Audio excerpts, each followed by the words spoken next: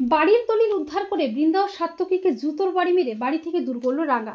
হ্যাঁ বন্ধুরা, আমরা এমনটাই দেখতে পাবো রাঙ্গামাটি তীরন্দাজ ধারাবাহিকের আগামী পর্বগুলোতে। বৃন্দা ও সাত্তকী বাড়ির সবাইকে বাড়ি থেকে বেরিয়ে যেতে বলে, কিন্তু রাঙ্গা বৃন্দার পা ধরে অনুরোধ করে যাতে করে বৃন্দা সবাইকে বাড়িতেই থাকতে দেয়। এমনকি বৃন্দার কথা মতো রাঙ্গা বৃন্দার জুতো পর্যন্ত মাথায় করে। এরপর বৃন্দা রাঙ্গার তীর ধনুকটা আঙুলে পুড়িয়ে ফেলে। রাঙ্গা আগুন ছুঁয়ে প্রতিজ্ঞা করে বলে, এর প্রতিশোধ আমি নেবই। এরপর রাঙ্গা একলব্যকে বলে, উড়ানবাবু আমাদের ঠান্ডা মাথায় ভেবেচিন্তে কাজটা করতে হবে। রাঙ্গা সত্যজিৎকে সবটা জানায়। এরপর রাঙ্গা ও একলব্য তাদের প্ল্যান মতো রুস্তামজির ছদ্মবেশে 20 কোটি টাকার লোভ দেখিয়ে বৃন্দাকে নকল টাকা দিয়ে বাড়ির দলিলটা হাতিয়ে নেয়, কিন্তু বৃন্দা কিছুই টের পায় না।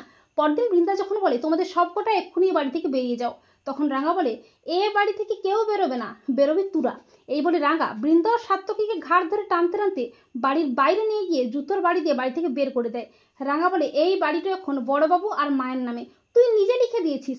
বৃন্দা বলে, না, আমি তো রুস্তামজিকে 20 কোটি টাকার বিনিময়ে বিক্রি করেছিলাম। তখন একলব্য বলে, সেই রুস্তামজি আর কেউ নয়, আমি আর রাঙ্গামতি, আমরা ফাঁদ পেতেছিলাম আর তুমিও আমাদের পাতা ফাঁদে পা দিয়ে ফেললে।